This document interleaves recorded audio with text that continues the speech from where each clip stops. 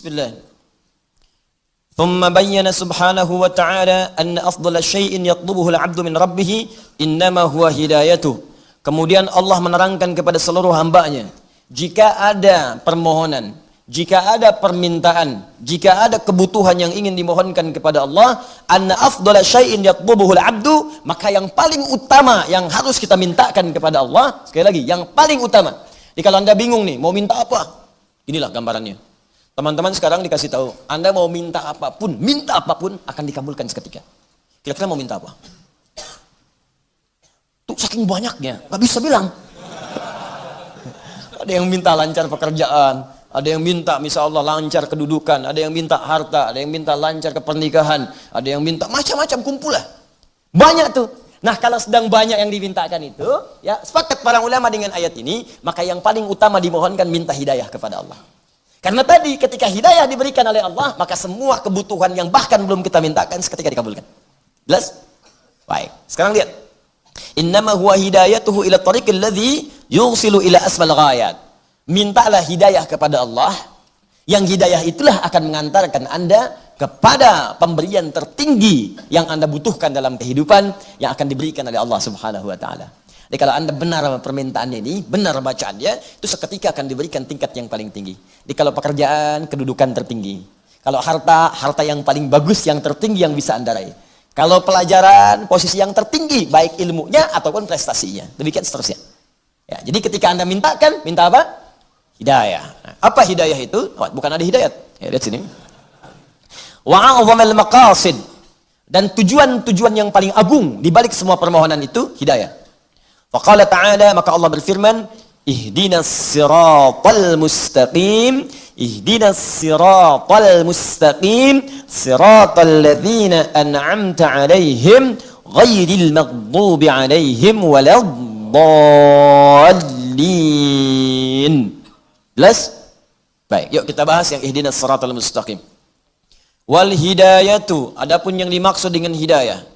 Pertama, makna yang pertama, hiya li irsyad wad dilalatu bi lutfin ala ma yusilu ila al-bughyah. Pertama, al-irsyad. Turunkan di sini. Bisa tarik sini ya. Satu, al-irsyad. Ya, kan. Yang kedua, ad-dilalah bi lutfin. Ad-dilalah bi lutfin ila ma yusilu ila al-bughyah. Tiga, saya teruskan dulu, nanti saya terjemahkan pelan-pelan. Yang ketiga, saya ambil dari buku para ulama dulu ya, tafsir, supaya nanti yang nggak ada yang menyebut apa yang saya sampaikan cuma utak-atik gitu kan. Nanti kita lihat dulu ke sini. Baik, sebetulnya saya menghafal kitab ini. Cuman kadang-kadang kalau nggak saya bawa kitabnya, ini pendapat sendiri gitu kan. Baik. Kita aja di luar diminta kuliah umum gitu kan, masa di sini tuduh bid'ah. Wa tusnadul hidayatu ila Allah wa ila Nabi wa ila Al-Qur'an. Kadang-kadang hidayah itu bisa dipahami pertama maksudnya Allah. Jadi kalau disebutkan hidayah, maka Allah sumbernya, sumber yang dimaksudkan. Misal, walladzi qaddara fahada. Dialah Allah yang telah menentukan kebutuhan kita kadarnya berapa untuk hidup di dunia, wahada, dan memberikan hidayah. Jadi kalau ada kata hidayah, maka bisa yang dimaksudkan adalah sumbernya, yaitu Allah Subhanahu wa taala. Jadi bisa berupa sumber. Sini, saya dahulukan yang paling atas, kembali kepada Allah. Kadang yang dimaksud Al-Qur'an. Dua Al-Qur'an. Tambahkan dari sini Al-Qur'an. Dalilnya apa? Al-Baqarah ayat kedua. Dzalikal kitabu la hudan lil. Al-Qur'an jangan diragukan isinya. Hudan itu kumpulan hidayah. Jadi kalau Anda ingin menemukan irsyad, dilalah dan lain sebagainya, buka Quran, Anda temukan di situ. Anda ingin mendapatkan irsyad, dilalah, dekati Allah, itu sumbernya. Nanti saya terangkan apa itu irsyad, apa itu dilalah, apa itu yang lain. Kadang disebutkan Rasul, Nabi. Bukankah Nabi dan antara namanya hadian ila suratil mustaqim, yang ngajak, membawa hidayah kepada jalan yang benar. Nabi. Kadang yang dimaksudkan Rasulullah SAW. Allah, kadang disebutkan Al-Quran sebagai kitab sumber rujukan, kadang dimaksud Rasulullah SAW. Rasul dengan hadis dan sunnahnya. Kalau Anda ingin dapat petunjuk jadi ciri hidayah, maka lihat bagaimana Nabi mengajarkan. Buka hadisnya, buka sunnahnya, lihat ajarannya, buka Al-Qurannya, minta kepada Allah pemiliknya. Jadi kalau yang tiga ini sumber hidayah. Kalau makna hidayahnya sendiri, satu, dua, satu lagi yang terakhir, saya bacakan, ada yang terakhir, yang ketiga. Wa qad yuradu minhal isal ila ma fihi khair. Dan kadang yang dimaksud dengan hidayah itu semua bentuk-bentuk kebaikan yang kita harapkan. Kesuksesan, hidayah. Kebahagiaan, hidayah. Sukses baik tidak? Baik, maka itu masuk hidayah. Bahagia baik tidak? Baik, maka itu hidayah. Pilih mana? Sukses tidak bahagia atau bahagia nggak sukses? Sukses tapi bahagia. Hidayah. Nah, jadi kullu ma fihi khair. Saya jadikan hitam karena ini banyak yang diharapkan. Kullu ma fihi khair. Rumah tangga tenang, ya? Bagian dari kebaikan. Jadi semua yang baik-baik itu disebut dengan hidayah. Irsyad adalah petunjuk yang bisa membedakan secara matang dengan nalar mana yang baik, mana yang buruk. Nah, teman-teman, irsyad ini itu bagian dari hidayah. Jadi kalau Allah sudah berikan hidayah pada seseorang, maka hidupnya akan tertata dengan rapi. Mana yang pertama? Dia bisa bedakan, ini yang benar nih. Ini juga benar, bukan cuma salah. Ini benar, cuman ini butuh, ini cuma keinginan. Nah, gini nih, praktek paling gampangnya. Saya sering contohkan ini. Kalau haus itu pengen apa? Nah, berarti yang dibutuhkan minuman kan? Ya, artinya sepanjang ada minuman yang halal, yang benar, karena makna rushdun itu bisa bedakan mana halal, mana haram. Sepanjang ada minuman yang halal, yang selesai itu, dengan minuman itu haus hilang, maka dia cukupkan pada itu. Ini ada air bening, cukup, minum aja. Ya, rumus tabinya dipakai. Khudh biyaminika ma yalik, ambil dengan tanganmu, tangan kananmu yang paling dekat denganmu. Sambillah, sebut nama Allah, bismillahirrahmanirrahim. Kemudian baru nikmati, bismillahirrahmanirrahim. Alhamdulillahirabbil alamin. Selesai, simpan lagi. Yang penting bisa minum. Tapi kalau Anda kemudian, maaf ya, untuk minum saja masih memenuhi nafsu keinginan, benar memang uang ada halal, tapi mempersulit diri, itu belum punya sifat irsyad. Mah mau minum, siapa? Datang. Air bening. Ah, nggak mau air putih, ini bukan peti, Pak, bening, sebening jiwa mama. Misal. Kadang-kadang kan perlu juga yang seperti itu. Ah, Mama Diana. Bukan, Mama kan Ani. Tapi Diana malam ini, apa itu Diana? Diam-diam mempesona.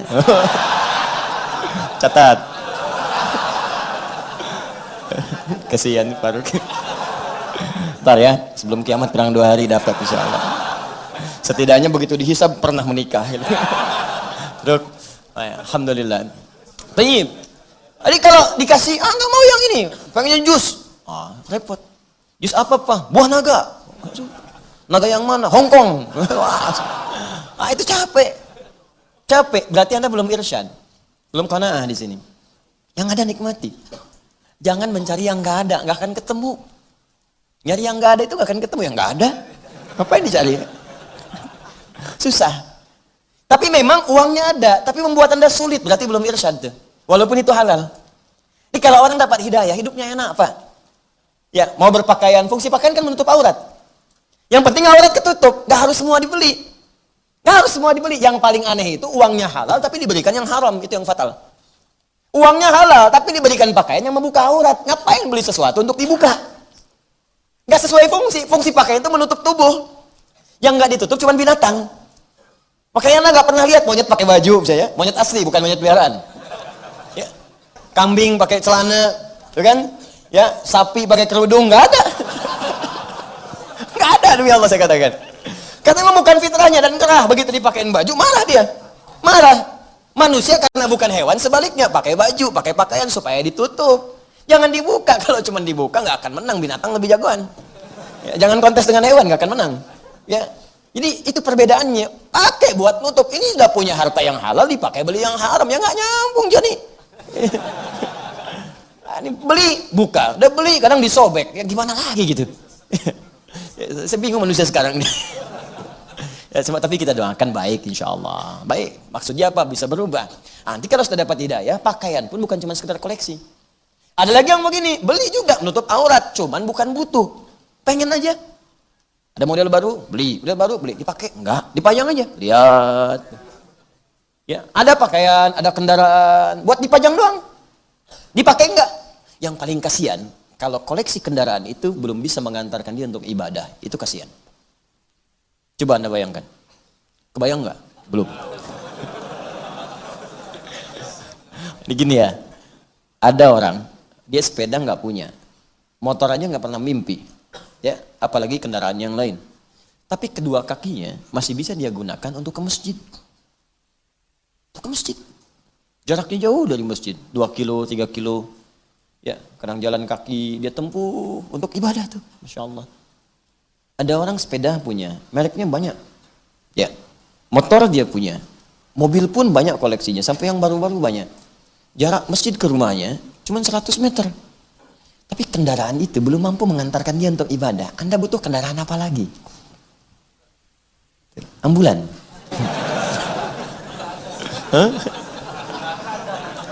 Butuh apa lagi? Tapi kalau ditanya, pengen ke surga. Surganya elit lagi, tanpa hisab, pengen cepat gitu. Ya gimana?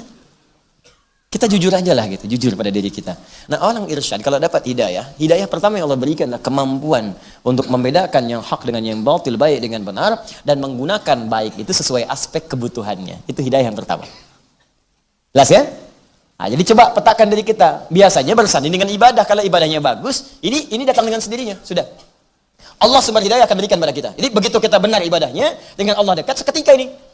Demi Allah saya katakan ya, hijrah yang pertama kali, jika Anda berhijrah, sekarang sedang tren kan, hijrah. Hijrah pertama kali itu, jika benar kedekatan kita dengan Allah, benar, sempurna, dalam arti sempurna itu kita berusaha benar sesuai batas kemampuan kita, dan merasa dekat dengan Allah, maka hidayah yang pertama diberikan oleh Allah yang pertama ini. Maka dia mulai akan berpikir tentang hidupnya. Akan terjadi perubahan pada hidupnya. Malam, yang tadinya begadang, gak jelas, sekarang mulai istirahat. Tiba-tiba tahajud. Kumpul-kumpul yang gak jelas, sekarang sudah mulai ke majelis ilmu. Bacaan-bacaan sudah berubah. Terus pola hidup jadi berganti. Yang dibutuhkan, yang dikerjakan. Yang lain-lain jadi gak hobi. Kaya ya, kaya. Koleksi apapun mampu, tapi seadanya aja gitu dipakai. Ya sebutuhnya. Itu indah tuh. Satu. Dua, ad-dilalatu bilutfin ala ma yusilu ilal bughyah. Bimbingan Allah lewat hati dengan lembut. Langsung akan ada bisikan pada jiwa untuk menyampaikan kita pada tujuan kebenaran. Bisa menyampaikan pada yang hak, bisa mencegah dari yang mungkar. Nah, ini sering kita rasakan.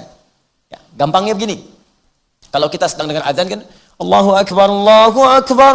Terus di hati kita tuh suka ada bisikan. Ada suara, ada panduan, cepat sudah azan, cepat. Ada pernah begitu? Itu hidayah. Itu standar tuh, kalau nggak ada bisikan berarti perlu dipertanyakan. Karena ini yang paling standar. Paling standar. Atau mengarahkan Anda untuk berpaling dari maksiat. Berpaling dari maksiat. Contoh begini, ini kan turun nanti nih, ya, mau pulang nih. Nah, coba begitu Anda mau kenakan sandal Anda, iseng pakai yang lain dulu. Tapi yang diterusin, tes aja. Awas, saya cuma minta ngetes. Itu yang mau keluar tes tuh nanti itu.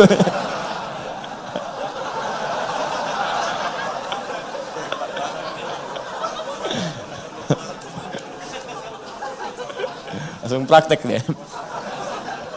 Tes dulu. Begitu mau, ini tingkat hidayat dicek nih, yang paling tinggi yang mana. Kalau masih bening hatinya, mau megang punya orang aja, bahkan mau pikir pakai yang lain, langsung dicegah. Jangan lakukan. Semakin lemah nanti, lihat dulu, kayaknya mirip.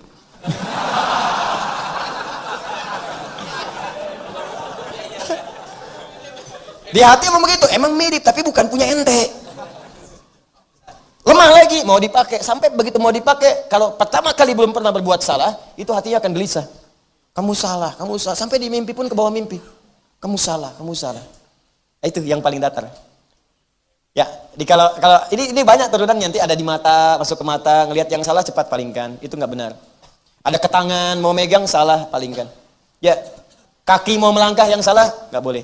Balik lagi. Nah, itu hati kita itu. Nah, itu namanya burhan. Apa namanya? Burhan. Burhan itu orang yang punya bimbingan di jiwanya untuk mengarahkan dari yang buruk kepada yang baik. Makanya Nabi Yusuf alaihissalam ketika digoda oleh seorang perempuan istri pembesar dari kerajaan pada saat itu, maka Allah katakan apa? Walaqad hammat bihi wa hamma biha laula ar-ra'a burhana rabbi. Sungguh tertarik perempuan itu pada Yusuf. Yusuf kalau nggak dapat burhan dari Allah bisa tertarik. Cuman karena beliau Nabi dan Rasul, burhannya sampai datang. Bimbing, jauhkan dari itu nggak benar. Berpaling, burhan itu. Nah, kita pun bisa dapat burhan sepanjang hubungan kita dekat dengan Allah Subhanahu Wa Taala. Burhan, apalagi yang namanya sudah burhan. Ya, jelas sampai sini? Nah, ini yang kedua. Ad-dilalah bi lutfin ila ma yusilu ilal bughya atau ilal ghaya. Yang ketiga, kullu ma fi khair. Ini yang sering saya katakan, hidayah di sini adalah pembuka segala jenis kebaikan. Allahu Akbar. Kalau ini yang ketiga ini puncaknya. Bahkan disebut langsung oleh Al-Quran, Allah senantiasa dekat dengannya. Dekat, menaungi dia. Jadi kalau sudah dekat menaungi, nempel dimanapun, kemanapun beraktivitas, dimudahkan oleh Allah. Ini yang disebut Quran oleh Al-Quran surah kedua Al-Baqarah ayat 5. Ulaika ala hudam mir rabbihim. Hudan, bentuknya hudan. Kalau sudah hudan, mencakup ini, dan ini. Kalau hidayah saja, mungkin ini saja 2, 3 belum nyampe. Mungkin ini belum. Tapi kalau sudah hudan, 1, 2, 3, dapat semua. Karena menggabungkan semua maknanya. Ada orang yang ulaika ala hudam mir rabbihim. Ada orang-orang yang mendapatkan hudan. Artinya, dapat semua ini langsung dari Allah subhanahu wa ta'ala, mir rabbihim. Dan pakai ala. Ada fauqa, ada ala. Saya sering terangkan. Ini fauqa nih. Al-kitab fauqa al-maktab. Buku ini ada di atas meja. Tapi begini, ada. Al-kitab ala al-tawilah, ala al-maktab. Buku ini ada di atas meja cuma nempel. Ini kalimatnya ulaika ala hudan min rabbihim. Jadi hudan itu nempel pada dirinya. Kalau fauqa kadang ada, kadang enggak. Tapi kalau ala, hudannya nempel kepadanya, melekat dimanapun. Setiap beraktivitas petunjuk Allah datang. Di rumah tangga ada masalah, oh orang susah, dia cuma senyum selesai. Senyum aja, senyum selesai. Bapak kenapa sih? Selesai. Kemarin kemana Pak? Selesai. Senyum doang. Selesai. Papa doakan mama. Mama sedang sakaratul maut. Itu enggak. Itu enggak, doakan. Senyum. Senyum. Tenang. Maksudnya ringan. Ringan kok. Ada orang gelar udah tinggi, S1, S2, S3, profesor, macam-macam, harta banyak. Masalah kecilnya nggak selesai-selesai. Sampai ke pengadilan, saling tuntut, saling ini. Ngapain? Anda itu kan berumah tangga merajutnya cukup lama. Banyak bahagia dibandingkan susahnya. Masa karena kejadian sekali kemudian harus pecah semua itu? Jadi kalau sedang punya masalah itu timbang-timbang. Selama ini berumah tangga berapa tahun? Lagi banyak senangnya atau susahnya? Pasti banyak senangnya. Masa karena susah sedikit langsung mengubur semua kesenangan yang telah kemudian Anda rajut lama itu? Ya, jangan sampai nilai setitik menghapuskan susu sebelangga. Ya, jelas ya? Baik. Nah ini hudan min rabbihim. Kalau sudah mendapatkan hudan dari Allah, rumah tangga tenang. Ke kantor, enak. Nyaman. Jadi gini, kadang-kadang ujiannya sama dengan orang. Tapi karena dapat hidayah dari Allah, menyikapinya beda. Ini mau ke kantor nih, tiba harus jam 7. Berangkat tuh jam 5. Coba macetnya luar biasa. 3 gerbong kereta kayaknya. Bus, panjang. Orang-orang yang nggak dapat bimbingan Allah, yang keluar keluhan. Karena jiwanya kosong. Wah ini saya angkat macet begini, pom rame. Terus bikin status lagi. Macet ya, nggak selesai. Tapi yang ini tidak. Jam berapa sampai? Jam 7. Sekarang jam berapa? Setengah 7. Oh. Estimasi berapa? Masih 2 jam. Alhamdulillah. Ada 2 jam untuk bisa mendengarkan Al-Quran. Rizki sudah diatur. Toh kita buru-buru pun tetap macet juga. Nyampe sana pun tetap juga macet. Nikmati perjalanan. Kalau di sana telepon, kasih tahu.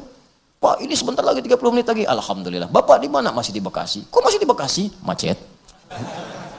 Kenapa nggak bisa cepat-cepat? Bisa. Bagaimana caranya? Ya hadapi kemacetan. Ya, tenang aja. Ya, kalau di sini ada masalah perusahaan, terangkan ya sejujurnya tadi macet mau apa? Pindah kemudian divisi, nggak apa-apa pindah. Alhamdulillah. Toh tidak akan mengurangi rezeki. Terangkan apa adanya, nggak usah berbohong. Sebentar lagi sampai on the way, padahal baru keluar rumah. Bilang on the way. Tuh wajah-wajah kelihatan tuh. On the way, baru keluar rumah. Buat tenangin doang. Modus tuh. Apa adanya sampaikan aja. Sampaikan apa adanya, bismillah sampaikan. Itu enak. Ada orang lain mengeluh dia macet. Dan biasanya kalau sudah begitu, Allah akan timpakan kejadian yang lain yang membuat kita itu tepat mendapatkan apa yang telah kita rencanakan. Saya sering begitu ta'lim tuh. Tiba-tiba, oh ini nggak mungkin, nggak mungkin. Oh yang paling dahsyat tuh dulu saya masih ingat tuh. Ya, jadi mau khutbah Jumat di Kuningan, sebentar lagi, tinggal 10 menit lagi. Teman-teman nyampe, pas di Kuningan, mobil kita yang kita kendarai itu ngambil ke bahu, ya. Kemudian di jauh, masih jauh tuh, ada staf polisi melihat tuh. Ya, terus dia masuk lagi ke tengah, saya diam aja sampingnya. Terus polisinya ngelihat, langsung menunaikan tugas, benar nih polisi. Ya, minggir. Ya kan? Itu biasanya kan perasaan cinta terbagi 2. Bertemu dengan kekasih, yang kedua bertemu dengan polisi. Dagdikduk. Sopir. Ya. Nggak apa-apa itu tanda cinta gitu kan. Nah, begitu udah dekat, berhenti, tanya. Nah, ini yang jadi masalah tuh. Teman kita belum ditanya apa-apa, udah ngeluarkan SIM. Padahal pertanyaannya, mau kemana be katanya. Saya kan duduk di sampingnya, saya yang pakai jas kan, pakai peci. Nanya ke samping karena lebih sepuh dari saya, mau kemana be? Dikeluarkan kartu SIM. Ngeliatnya ke saya lagi begini, kan? Saya bilang, mau khutbah Jumat Pak, saya khotib. Oh iya, silakan. Mana disuruh jalan lewat bahu, Anda bayangkan. Jadi cepat nyampe ke sana. Begitu nyampe, pas mau ke atas mimbar, pas khutbah. Nyampe. Terus saya bilang sama kawan tadi, Pak, kalau ditanya, jawab sesuai pertanyaan. Mau kemana? Jawab, mau khutbah. Ini mau ditanya kemana? Keluarin SIM. Enggak nyambung. Ini yang sering celaka. Ya, selamat pagi, 100.000 keluar. Ya, selamat pagi. Ini penyakit nih. Kadang-kadang banyak baik jadi buruk karena dipicu oleh itu. Selamat pagi, pagi Pak. Ya, alhamdulillah. SIM ada? Ada Pak. STNK ada? Ada Pak. Tahu melanggar? Tidak tahu Pak. Anda baru melanggar lampu merah. Lihat ini. Oh, lihat Pak. Kenapa dilanggar? Saya nggak tahu, ada Bapak.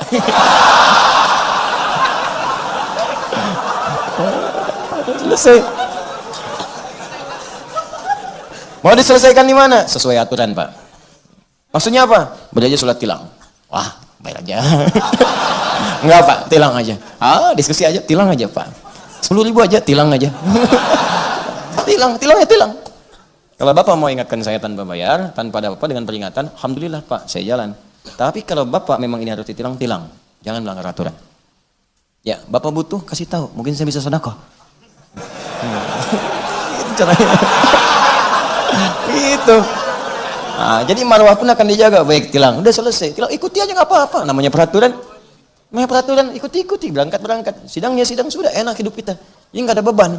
Ya, ini udah ngasih, di perjalanan ngomel lagi. Ya, minta kebanyakan, ente yang ngasih. Kalau Anda tidak memberi peluang pada maksiat, maka insya Allah jalan lebar kebaikan akan terbuka. Jelas? Nah, kalau sudah semua itu, wa ulaika humul muflihun. Lihat ayatnya. Ulaika ada udamir, wa ulaika humul. Kalau Anda dekat dengan hidayah Allah, di rumah dapat hidayah, di kantor dapat hidayah, di pekerjaan dapat hidayah, maka Anda jadi orang paling bahagia semuka bumi. Dah, selesai. Udah nikmat hidupnya. Enggak susah. Buah habis, pulang ke rumah, datang buah baru. Makanan habis, datang makanan baru. Nikmat. Kalau nggak percaya silakan coba. Anda nggak harus jadi ustadz, karena sahabat Nabi bukan ustadz semua. Ada pengusaha, ada Abu Bakar, ada Uthman, ada diplomat Amr bin As, ada ustadz pengajar seperti Ali bin Abi Thalib. Seringkali sederhana. Sayyidah Fatimah Az-Zahra, Allahu Akbar, nahnu nuhibbuh. Kita mencintai keluarga Nabi, tulia Nabi karena Allah Subhanahu wa taala. Sayyidah Fatimah itu sederhana, Ali bin Abi Thalib. Udah berapa hari nggak makan, datang kepada Nabi. Ya, mau minta, malu. Nabi tahu. Kata Nabi, mau nggak saya satu ajarkan? Satu kalimat kalau engkau baca nggak akan fakir selama hidup. Diajarkan oleh Nabi. Saya pilih mana? Pilih makanan atau doa? Kata beliau, pilih doa. Diajarkan oleh Nabi dan Masya Allah teman-teman sekalian. Walaupun hidup sederhana, tapi merasa nikmat kebahagiaannya. Indah sekali. Coba lihat Ashabul Kahf. Ashabul Kahfi yang kita tiap malam Jumat baca surat Al-Kahfi. Kan tinggal di gua. 309 tahun tinggal di gua. Bayangkan. Kulkas nggak ada. TV nggak ada. Gua. Nggak percaya, coba datang ke gua tuh. Lihat apa yang ada di situ. Beruang bilang, ngapain di sini? Cek, nggak ada apa-apa. Tapi bisa nikmat. Tidur enak. Saking enaknya 309 tahun nggak bangun-bangun. Nikmat. Jadi kalau sudah mendapatkan hidayah Allah Subhanahu wa taala, makanya Anda baca ayatnya dengan benar. Anda akan dapatkan di situ huda. Ya, nahnu naqussu 'alaika nabahum bil haqq. Innahum fityatun amanu bi rabbihim wa zidnahum hudan. Hudan disebutkan. Baca dengan benar ayatnya. Quran 18 ayat 13 itu. Nahnu naqussu 'alaika nabahum bil haqq. Kami kisahkan kisah para pemuda itu kepada kalian dengan benar. Enggak ada rekayasa di sini. Enggak ada buatan-buatan. Innahum fityatun amanu bi rabbihim. Mereka orang-orang pemuda-pemuda yang beriman kepada Allah. Iman itu kalau disebutkan tunggal berarti bersatu dengan amal soleh. Karena kalimat ini nyambung dengan amal soleh. Jadi kalau Anda beriman pasti beramal soleh. Karena itu kalau iman disebutkan, amal soleh nggak usah lagi disebutkan. Kadang disandingkan untuk latihan. Kalau sudah mantap latihannya, tinggal imannya disebutkan. Makanya si pemuda ini amalnya nggak disebutkan, imannya aja. Karena amalnya sudah nampak. Wa zidnahum huda. Ketika imannya kuat, amalnya banyak, zidnahum huda, kami tambahkan kenyamanan dari kami. Saking nikmatnya hudan dari Allah, kullu ma fi khair. Semua yang baik-baik dapat di gua itu. Bayangkan mau makan gak usah nyari lagi. Udah ada, tidur enak, gak ada yang bangunin, gak ada yang ganggu. Sampai bangun-bangun rambut panjang, kuku panjang gitu kan. Ya, enak, nikmat. Dimiring-miringkan kadang ke kanan, kadang ke kiri, cahaya menyinari terus di gua itu. Nikmat gitu.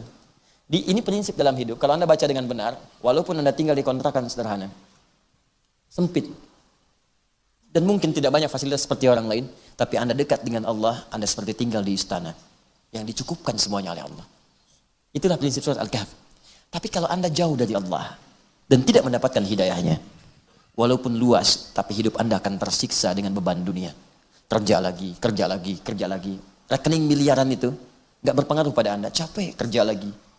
Bisa nggak kebayang? Uang ratusan miliar di rekening masih korupsi juga. Itu apa yang salah coba? Nah, itu prinsipnya. Jadi jangan lihat, bukan ayo ngontrak itu. Saya dulu ngontrak biasa saja. Dan saya senang dengan itu. Alhamdulillah semua serba nikmat. Saya nggak ada bedanya.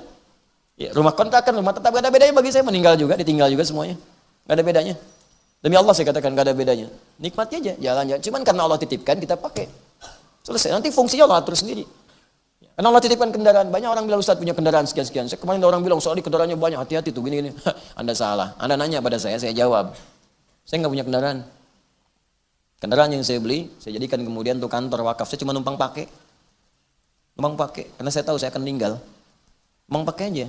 Dah, ini beli sendiri, udah selesai, beli lagi, udah kasih lagi kantor, sudah saya numpang pakai. Numpang pakai aja, ini ngantar-ngantar kayak gaya-gaya gitu, enggak, bukan gaya itu, cuma numpang. Numpang. Cuma satu istri saya, itu untuk keluarga supaya nggak bercampur. Itu aja satu, yang lain tidak. Itu pun bukan punya saya. Wafat Anda, wafat Anda. Kalau nggak punya bekal udah selesai Anda.